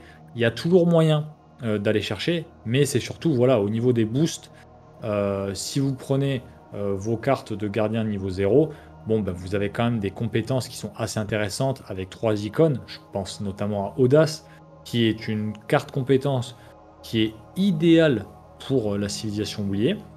Qui plus est, ça nous donne Oui, une petite pioche supplémentaire. oui, Mais ensuite, on a voilà, ces fameuses compétences de niveau 1 qui sont arrivées avec les confins de la Terre. J'ai plus le nom en tête de celle posture, qui est... posture Comment? défensive, posture Ouais, défensive. voilà. Posture défensive. Voilà, il y a plein de solutions pour Lily, et c'est dans, encore une fois, c'est dans son design que de lui permettre de gérer tantôt la force, tantôt l'agilité. Alors voilà, c'est sûr que Lily, vous lui mettez le marteau cyclopéen en main, bon bah c'est fini là-dessus. Commencez pas, enfin, si, commencez pas à taper sur les serpents, sauf sur Yig. Yig, avec le marteau cyclopéen, vous le gérez comme vous voulez, hein. Il n'y a aucun souci. Euh, donc, voilà, c'est pas tant parce qu'elle excelle dans quelque chose de particulier, mais c'est vraiment pour son équilibre et par sa capacité en termes de gestion des ennemis à, entre guillemets, tout faire, hein. C'est pas elle qui va enquêter, clairement pas, mais pour la gestion des ennemis, elle fera le boulot, clairement, sans aucun souci, avec toutes les solutions qu'il y a, elle s'en sortira. Et si jamais vous vous amusez à jouer avec le marteau cyclopéen, bon bah vous allez clairement vous amuser et rigoler au nez de Yig. Ouais. Qu'est-ce que Ouais. tu nous proposes, toi, comme mystique, Omen? Alors, en mystique, c'est vrai que c'est pas. Enfin, moi, je dirais que c'est une classe qui est plutôt, enfin, désavantagée, mais qui reste quand même relativement neutre pour la campagne. La grosse difficulté, ça va être la gestion des points de vie aussi pour les mystiques, parce que c'est aussi la campagne qui met des dégâts, hein, qui met aussi des horreurs, mais qui commence à mettre des dégâts. On a d'autres campagnes aussi qui sont un peu plus en dégâts, et là-dessus, les mystiques vont être désavantagés. Après, au regard de la configuration de la campagne, il y a un mystique qui peut répondre à un défi de mobilité, alors qui se pose une fois que l'exploration est finie, c'est-à-dire une fois qu'on a mis tous les lieux en jeu. Et aussi un défi, on va dire, d'ordre plus défensif, c'est Luke Robinson. Alors Luke Robinson, il est identifié comme étant le mystique de la mobilité par sa capacité à rentrer dans son portail, mais par rapport à Ursula et Monterey Jack, où on va être, on va dire, sur une mobilité que je qualifierais plutôt d'offensive, c'est-à-dire on va chercher à bouger pour activer sa capacité. Luke, il va être plus sur une mobilité défensive, c'est-à-dire on va se réfugier dans notre portail pour ensuite jouer un événement, jouer un événement dans n'importe quel lieu révélé. Et donc cette notion de n'importe quel lieu révélé, je trouve qu'elle se prête pas mal à l'exploration. Une fois qu'on a exploré le défi de mobilité, il se pose, il faut sortir du temple, enfin voilà, je sais que dans le cœur des anciens, la partie A aussi, je crois, il me semble, il faut revenir régulièrement vers la bouche de Kian, et du coup, Luc peut très bien poser des ouvertures de portail et construire aussi un deck autour du fait de recharger sa boîte à portail. On a des apports récents qui lui permettent de le faire. On a Vent de pouvoir aussi qui marche très très bien chez lui. Donc il va voilà, pouvoir se construire un deck à forte pioche qui va peut-être un peu chercher dans son deck pour sortir ses événements, et puis du coup régler les problématiques de mobilité au niveau de la campagne. Non, c'est évident. Moi, bah, assez récemment, hein, dans le cadre de mes défis solo mystique difficiles, Luc avait été le mystique que j'avais choisi pour la civilisation oubliée. Et voilà, sur certains scénarios, bon, il peut pas tout faire. En solo, c'est très compliqué. Luc, gérer les ennemis, il peut le faire, mais de façon vraiment spontanée et pas du tout dans la durée. Il faut vraiment choisir ses ennemis. Mais voilà, sur la mobilité, enfin, c'est vraiment un investigateur qui s'y prête particulièrement, comme tu le dis, en guise de mobilité défensive, surtout dans le cadre des explorations. Si jamais on arrive dans un lieu qui bah, est pas forcément adéquate ou qui nous met en difficulté, bah, on peut de façon urgente bah, se rebarrer dans son portail. Après, sur d'autres scénarios bah, où la mécanique exploration est absente ou elle est différente, je pense au fil du destin et à par-delà les limites, la boîte à portail, là, elle est superbe. Notamment, bah, enfin, les fils du destin, la map est grande et quand vous commencez à avancer un certain acte, vous vous engouffrez dans des lieux avec moins de connexion. Et le fait de ressortir directement avec votre portail de l'autre côté de la map, c'est un gain de temps énorme, encore une fois. Qui plus est, si vous utilisez des indices quand vous êtes dans votre portail pour grappiller des indices à droite à gauche. Mais dans par-delà les limites, moi je sais que souvent l'expérience que j'ai de ce scénario, c'est que j'ai une tripotée de chasseurs à mon cul. Et en fait, comme il y a ces fameux changements de connexion, bah, Luc peut largement, d'un moment ou l'autre, prendre son portail et aller dans un lieu qui à Ouais. l'origine était connexe avec ces fameux chasseurs et qui finalement ne l'est plus. Et donc pendant un ou deux tours, il est quand même tranquille. Ça, c'est vrai que c'est très agréable avec Luc. Et comme tu le dis après, surtout en duo ou en gros en multi, si on prend les ouvertures de portail pour faire bénéficier ses coéquipiers de sa mobilité, bah, comme il est biclassé chercheur en termes de pioche, il n'y a pas de souci. Clairement, il a une pioche quand même qui est très intéressante. Donc Luc, perso, je valide, surtout que j'avais réussi à gagner la campagne in extremis, mais j'avais réussi. Donc je valide à 200%. Alors, Et en troisième, dis-moi. ouais, bah, ce qui fait que du coup, j'allais te passer la balle pour te laisser champ libre pour notre troisième et dernier mystique de la sélection. Alors, j'ai fait le deuxième et du coup, je fais le troisième aussi. Alors, je fais le troisième. C'est pas forcément évident, mais moi, je le vois plutôt en troisième homme parce qu'il est excellent dans ce rôle et c'est pas un troisième homme habituel. Je pensais à Dexter Drake. Alors, Dexter Drake, pourquoi? Parce que Dexter Drake, c'est un peu, suivant les choix qu'on fera, un peu l'homme aux trois emplacements d'arcane.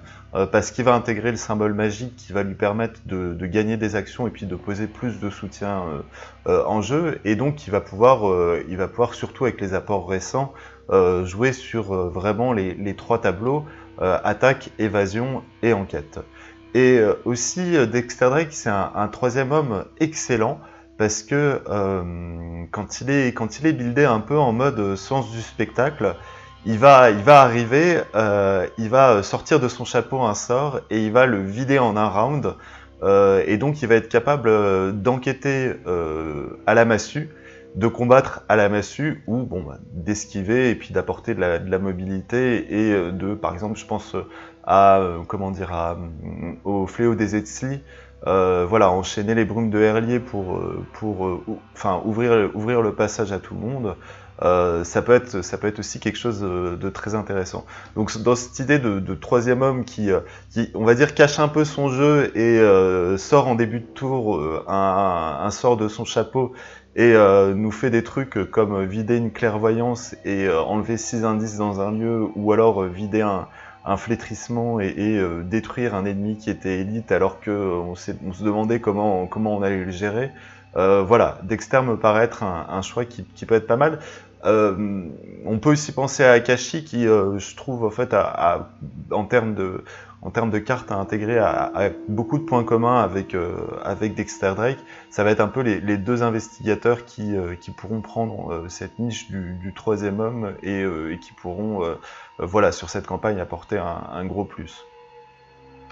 Ouais, sur Darkster, je trouve aussi qu'il a un potentiel de gain d'action non négligeable. Alors évidemment avec le symbole magique, mais avec hâte Ah, aussi. ouais, Ce ouais, qui fait que, bah, oui, c'est un mystique, mais son biclassage truand avec certaines cartes, dont bah, hâte notamment, mais on a aussi le pendule rouge aussi qui peut intégrer. ouais, Bah, en fait, on voit que Dexter, là, il a vraiment une niche, et en tant que troisième homme, en plus de sa possibilité de venir et de bah, arriver avec le marteau burin et soit péter tous les ennemis, soit toutes les incliner, soit tout enquêter, et ben, il va avoir la possibilité de réaliser une multitude d'actions pour en fait enchaîner, enchaîner, enchaîner. Et voilà, comme le disait Omen, en fait, dégager la voie à tout le monde, hein.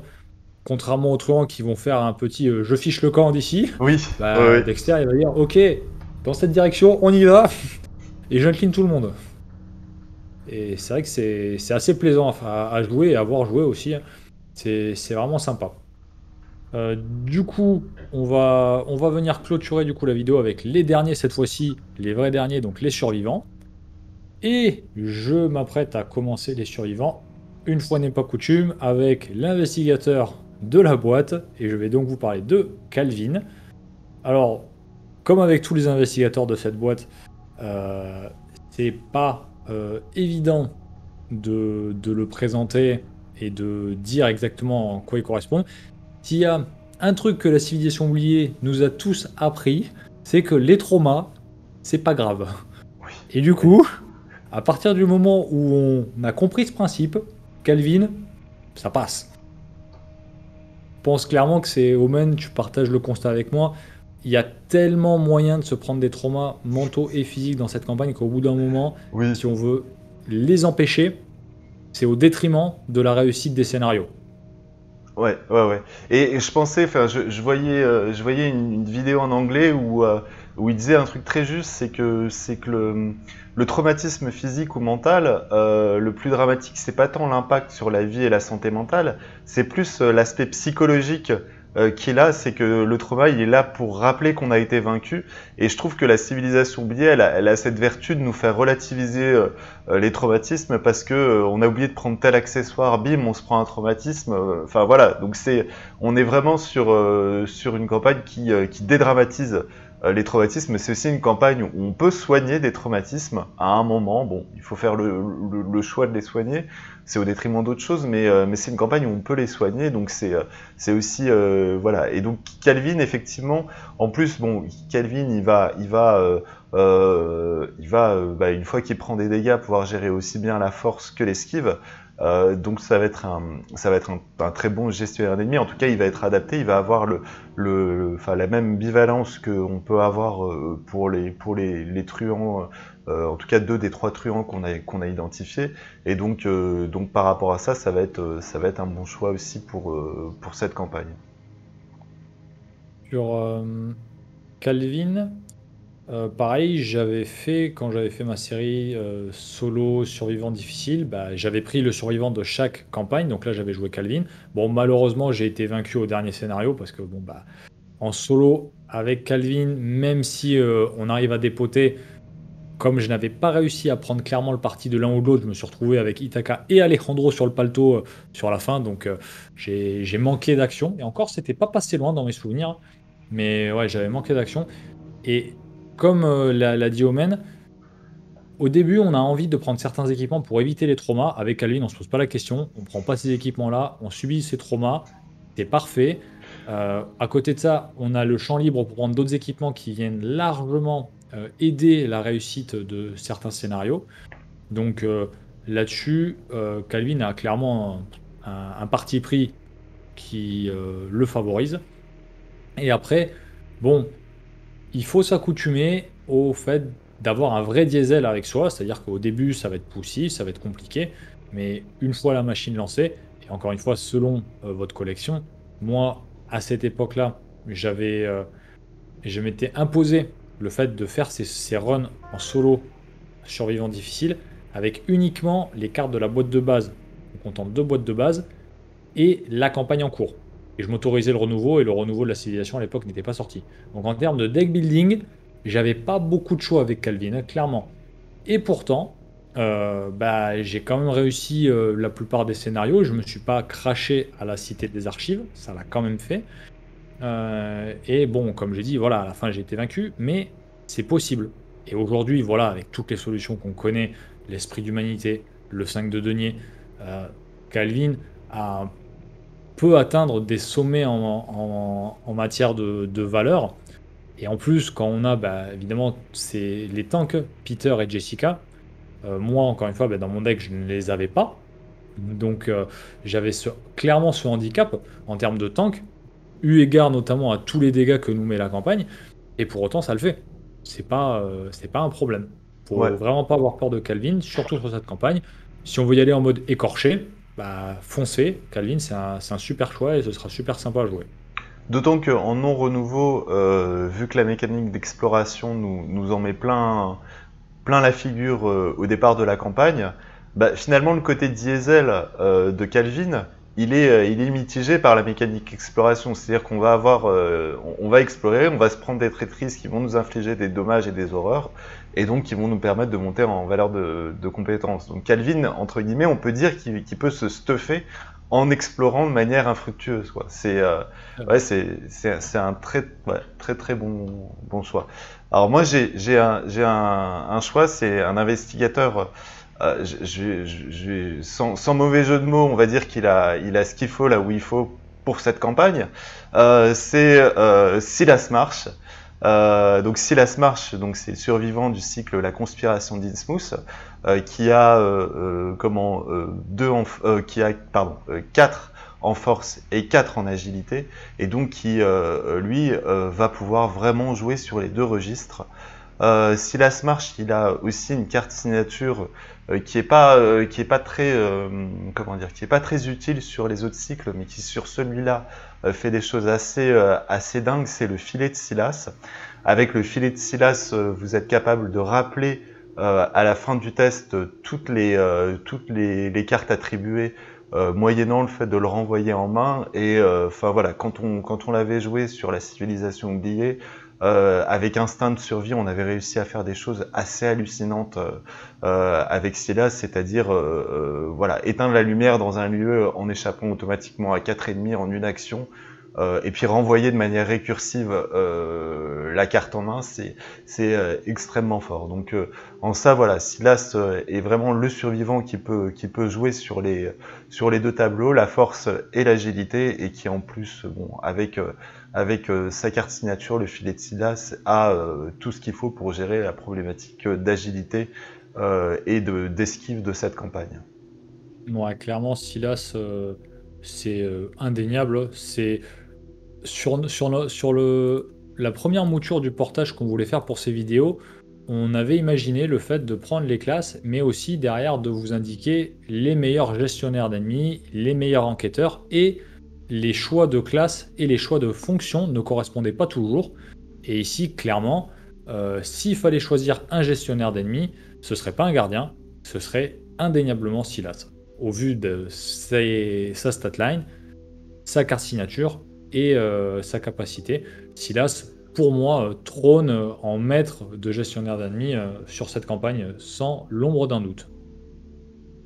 Du coup, on va passer à un survivant qui a un palmarès un peu moins généreux, mais dans l'optique où on se dit, si je devais jouer cet investigateur sur une campagne, ce serait celle-ci.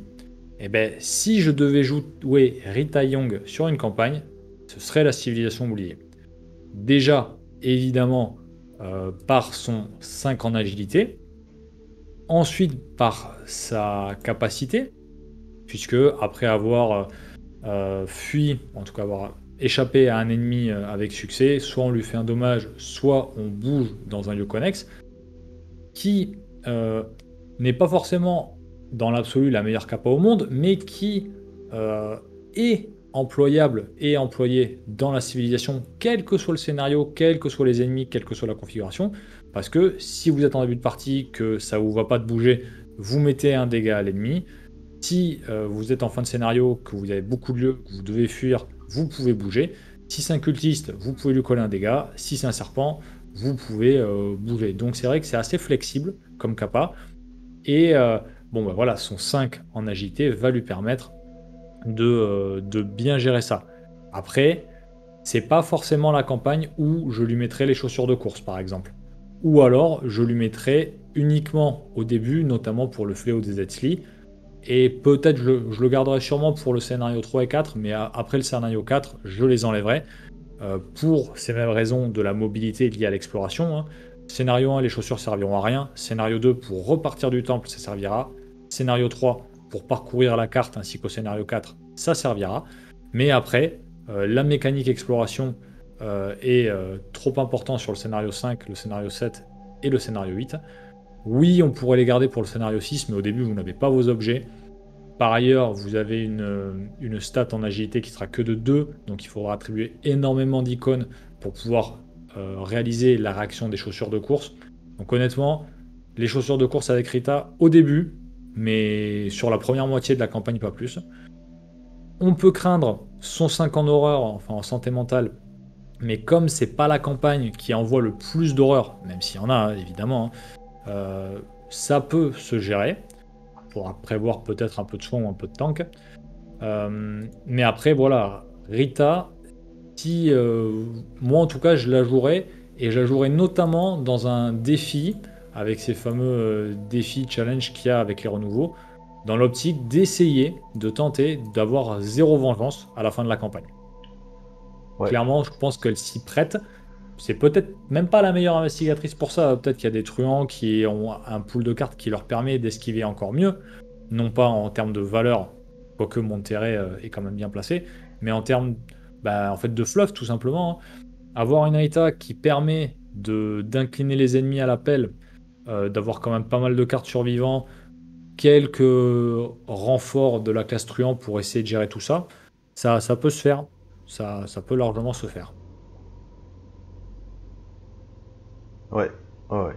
Et quand on parle de Rita, moi je pense à une investigatrice qui pour moi lui ressemble beaucoup parce que l'intégration des cartes ruses finalement va beaucoup appeler sur la classe truand, mais qui va être plus efficace sur l'enquête, qui va être un peu l'investigatrice survivant orientée enquête. Maintenant il y a Bob, mais avant l'arrivée de Bob, c'était l'investigatrice survivante qui enquêtait. C'est Wendy Adams.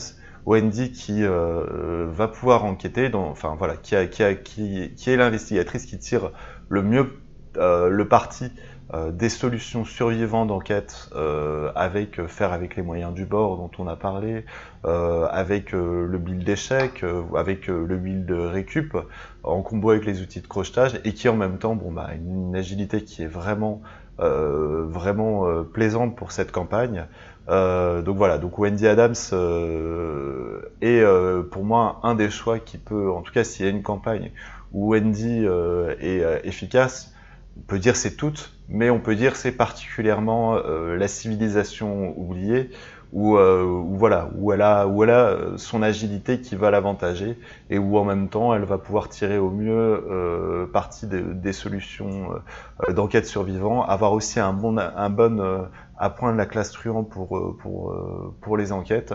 Voilà, Wendy Adams aussi peut être un choix si on veut rester un peu dans l'esprit de Rita, mais aller plus sur un versant enquête un versant enquête sur la campagne.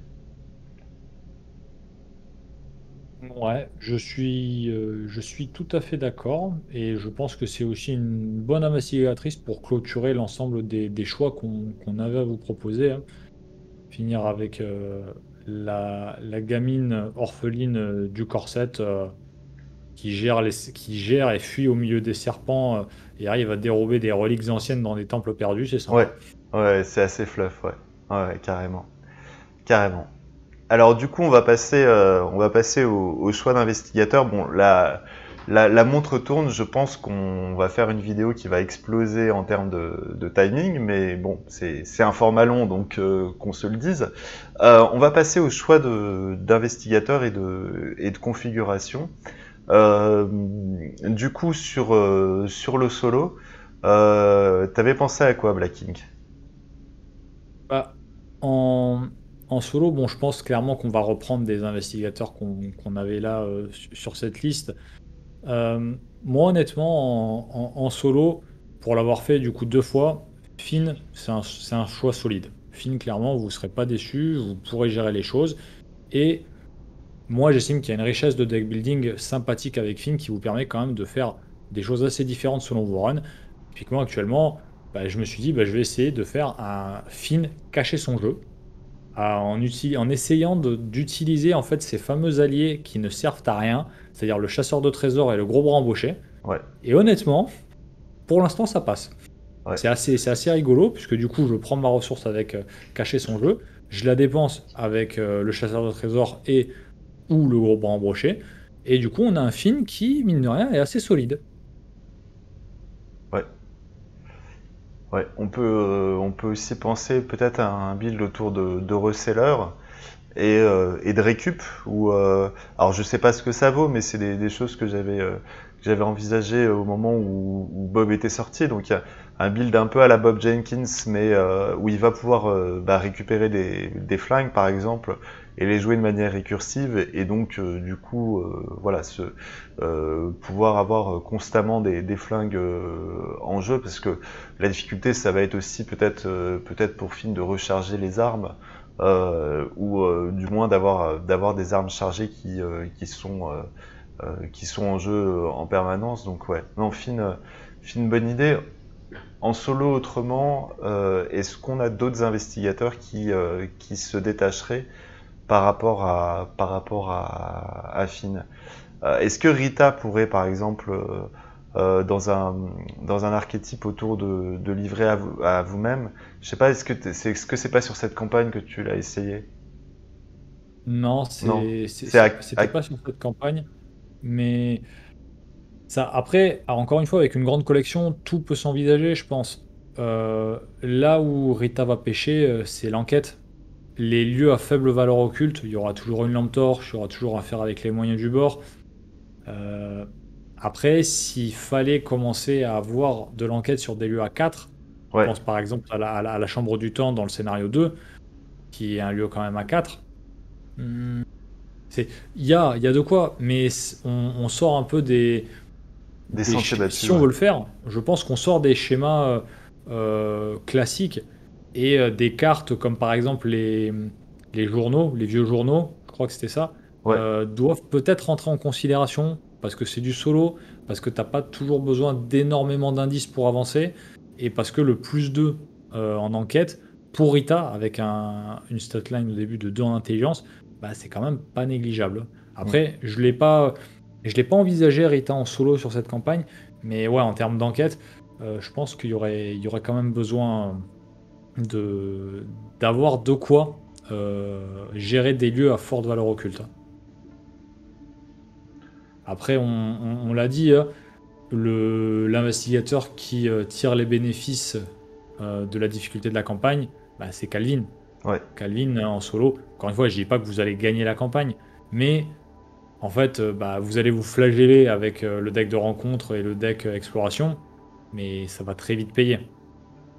Ouais, la nécessité en fait de devoir à la fois assurer sur l'esquive, à la fois sur la force, parce qu'il y a des cultistes à comment dire à taper, sinon on a des fatalités, on a des intrigues qui avancent, et à la fois sur l'enquête, parce que ben on l'a dit précédemment, il faut aussi par moment enquêter au burin, fait qu'en solo la campagne est compliquée, mais que malgré tout, tous les investigateurs qui seront en mesure de jouer sur les 3 tableaux peuvent être une solution solide et c'est en ça que, bon, que Calvin est avantagé et que ben, finalement les truands, on va dire entre guillemets, qui ont un schéma classique, les Winifred, les Skids, les Finn, on pense aussi à Jenny, vont sur cette campagne en tout cas avoir un petit avantage pour le solo. En duo, moi je l'ai pas testé, c'est très théorique et c'est en préparant la vidéo, mais je me suis dit qu'un duo Daniela Trish pouvait être extrêmement marrant pour casser la campagne.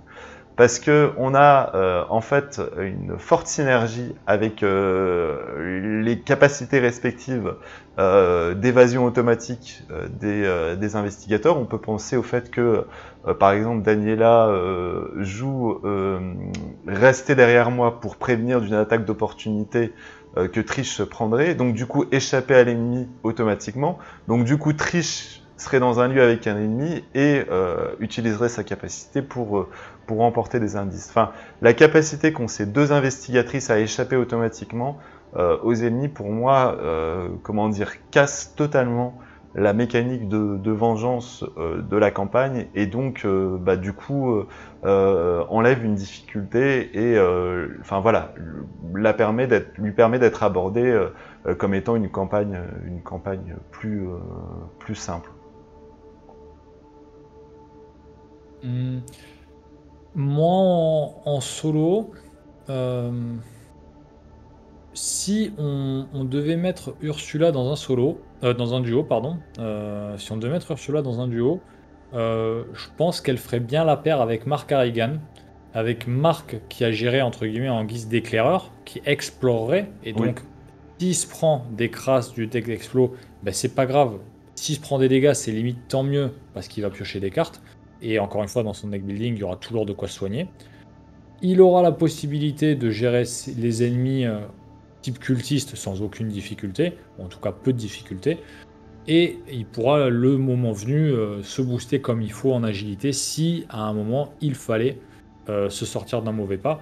Et au contrario, bah, Ursula, au moment où elle est avec un ennemi, si Marc n'est pas en mesure de venir la secourir, elle pourra l'esquiver et profiter de sa capa, d'autant plus que Marc sera passé devant pour, bah, entre guillemets, nettoyer le passage. Donc cette stratégie ne marchera pas dans les profondeurs de yacht, puisque, encore une fois, on l'a dit, il faut avoir enquêté, il faut avoir vidé le lieu pour pouvoir le faire, sauf à avoir protection rapprochée de niveau 2, auquel Ouais. cas Marc pourra engager les ennemis avant que Ursula les prenne sur elle. Mais en dehors voilà, de cette particularité sur ce scénario-là, ce tandem aurait tendance à bien marcher, à mon sens. Ouais, d'autant que c'est un tandem qui est accessible si votre collection est pas complète. Voilà. En tout cas, à l'échelle de la civilisation oubliée, si vous avez tous les cycles antérieurs à la civilisation oubliée, c'est un tandem qui vous est accessible. Et voilà, vous n'êtes pas obligé d'avoir les dernières sorties pour pouvoir avoir un duo qui est solide sur la civilisation oubliée. Alors moi, en dernier duo, parce que je l'ai fait, j'ai réussi la campagne en difficile et y compris avec le scénario bonus. Bon, c'est le duo Silas-Amanda. Silas, on l'a dit, c'est le meilleur gestionnaire d'ennemis pour cette campagne.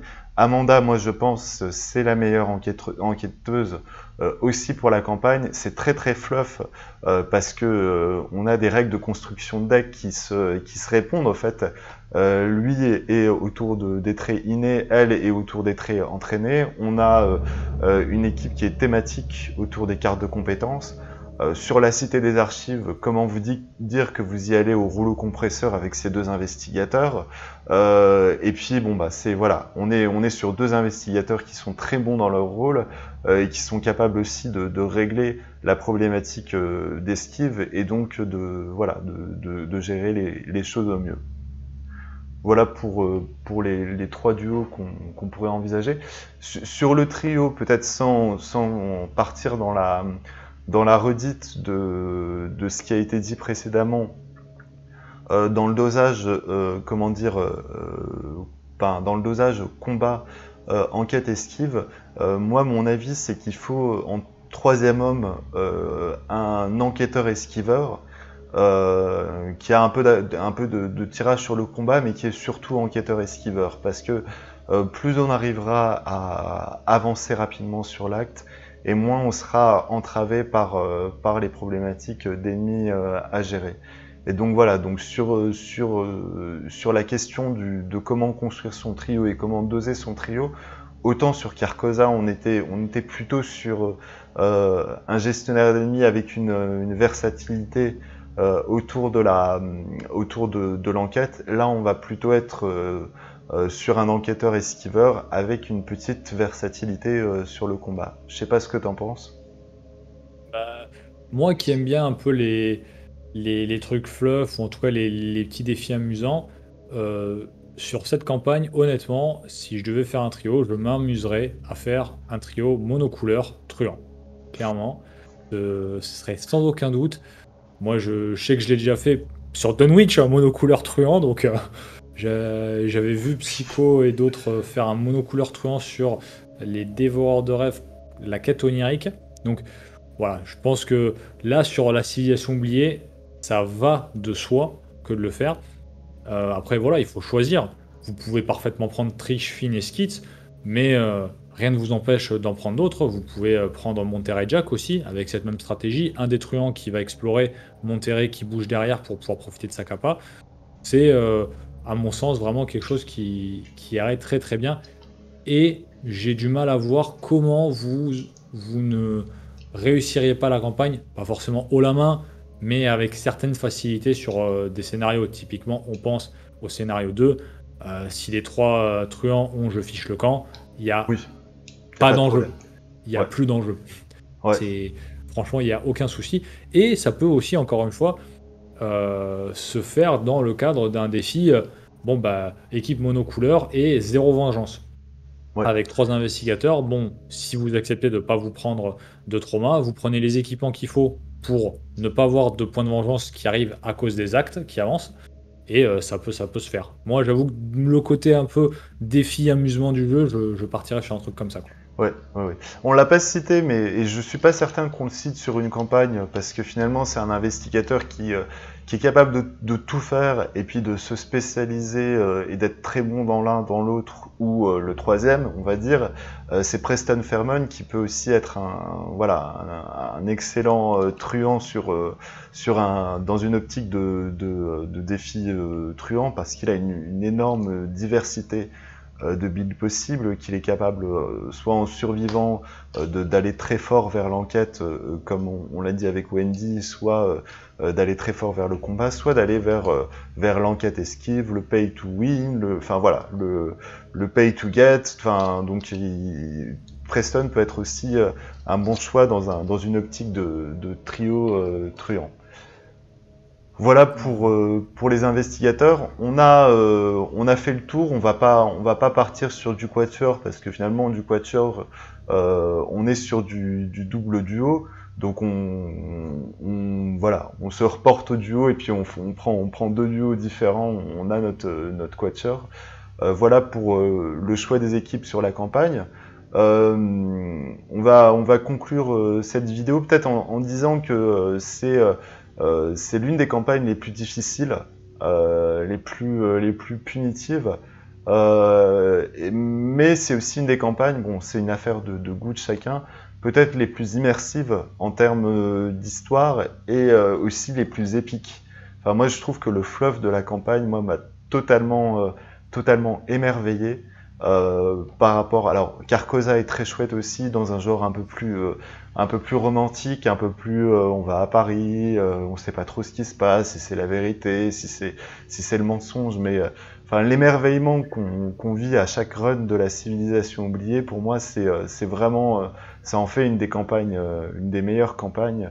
Et puis toutes les innovations mécaniques qu'il y a eu avec cette campagne, elles sont les designers ont vraiment à la fois voulu nous apporter, nous faire mal avec cette campagne, mais aussi nous apporter énormément de choses nouvelles, d'effets nouveaux, ce qui en fait l'une des meilleures campagnes du jeu jusqu'à présent. Je sais pas ce que t'en penses. Ouais, je suis clairement d'accord avec ce que tu as dit et j'enfoncerai le clou sur le fait que cette ce renouveau dans le style de campagne et cet émerveillement qu'on a pu avoir au début de la sortie, il est dû, oui, à cette implication qu'on a, cette immersion, avec tous ces éléments en dehors des parties, les choix des équipements, les factions. On voit clairement les conséquences de nos actions au gré des parties, que ce soit sur les vengeances ou sur le Chaos Bag. Là où avant, sur Carcosa, on avait vraiment une impression de ballottement en mode on m'envoie à droite, on m'envoie à gauche. La Zélatrice et Dunwich, c'était quelque part un long tunnel tout droit, si ce Ouais, n'est la subtilité de scénario 1A, scénario 1B dans Dunwich au début. Mais mis à part ce petit choix qu'on avait qui, effectivement, créait 2 chemins possibles, il n'y avait pas autant de possibilités de bifurquer d'un côté ou de l'autre, ce que nous offre pleinement la civilisation oubliée, avec une rejouabilité qui a été largement étendue, à mon sens, par rapport aux autres campagnes, et le fameux scénario caché, qui plus tard a donné des idées aux développeurs sur les dévoreurs de rêves, sur Innsmouth, sur ces fameuses fins cachées qui ne sont pas à la portée de tous les investigateurs, ou en tout cas de toutes les mises en route de campagne. Donc vraiment une campagne super intéressante, exigeante, oui, mais vraiment superbe à jouer. Donc, pour finir, on vous encourage évidemment à nous laisser vos impressions, vos commentaires et vos opinions sur le format, s'il faut encore le faire évoluer dans un sens ou dans l'autre. N'hésitez pas à nous rejoindre sur les différents Discord, que ce soit celui de la Arkham JCE TV, des JCE TV en général, ou sur le Discord de l'Arkham francophone qu'on a. Pensez aussi au forum qui existe toujours et vous avez des mines d'informations assez intéressantes dedans. Euh, Omen, si tu n'as rien à ajouter, je pense qu'on peut se dire au revoir et vous souhaiter à tous de bonnes parties et à la prochaine vidéo. À la prochaine vidéo!